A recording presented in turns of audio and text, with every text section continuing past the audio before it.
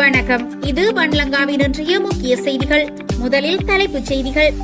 நத்தார் தினத்தையொட்டி ஜனாதிபதி நாட்டு மக்களுக்கு வழங்கிய செய்தி. தாய்வானில் சக்தி வாய்ந்த நிலநடுக்கம், குலுங்கிய கட்டடங்கள். யாழ் மக்கள் என்னை கொன்று விடுவார்கள், எதிர்க்கட்சித் தலைவரின் கோரிக்கைக்கு அர்ச்சுனா எம்பி வழங்கிய பதில். வலி வடக்கில் குழப்பங்களை ஏற்படுத்தும் தேசிய மக்கள் சக்தியினர், எழுந்துள்ள குற்றச்சாட்டு. யாழில் போலீசார் துரத்திச் சென்ற கார் கோர விபத்து, மூவர் படுகாயம். ஸ்ரீமாவோ பண்டாரநாயக்க பாடசாலையில் ஏற்பட்ட சர்ச்சை தொடர்பில் அதிபர் விளக்கம். ஆபத்தான நிலையில் பதுளை மாவட்டம், கண்டியில் அதிகளவான உயிரிழப்புகள்.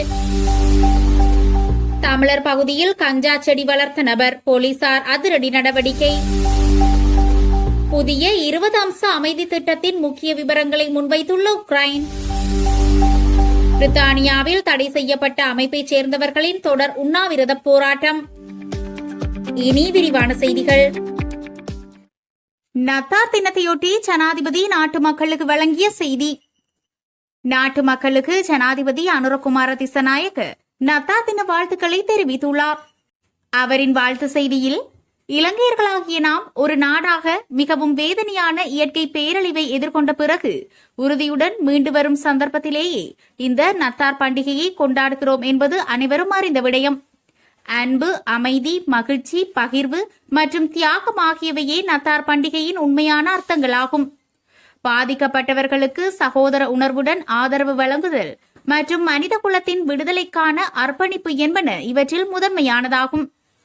கிறிஸ்தவம் உட்பட அனைத்து மதங்களின் போதனையான இக்கட்டான காலங்களில் அயல் வீட்டாரை கைவிடாமல் சகோதரத்துவத்துடனும் அரவணைக்கும் உன்னதமான மனித பண்பையும் அசைக்க முடியாத உறுதியையும் கடந்த அனர்த்த நிலைமையில் இந்நாட்டு மக்கள் மீண்டும் மீண்டும் நிரூபித்துள்ளனர்.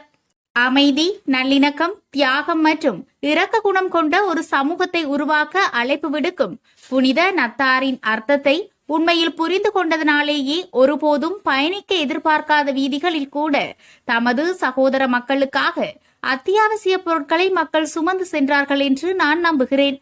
இருள் நீங்க வேண்டுமானால் ஒளியின் பிரகாசம் பரவ வேண்டும். பெத்லஹேமில் ஒரு ஏழை தொழுவத்தில் பிறந்து கல்வாரி மலைப்பகுதியில் மனித சமூகத்தை பாவத்திலிருந்து மீட்க சிலுவையில் தன்னை அர்ப்பணித்த இயேசு மிகுந்த உறுதியுடனும் நம்பிக்கையுடனும் ஞானத்துடனும் மரணத்தை வென்று உயிர் தெழுந்தார் என்று கிறிஸ்தவம் கூறுகிறது. யதார்த்தத்தின் வேதனையான உண்மையை எதிர்கொண்டு சவால்களை வென்று ஒரு நாடாக ஒன்றிணைந்து மீண்டெழுவோம் என்று அனைவருக்கும் அழைப்பு விடுத்து அமைதி, மகிழ்ச்சி, மனிதநேயம், இரக்கம்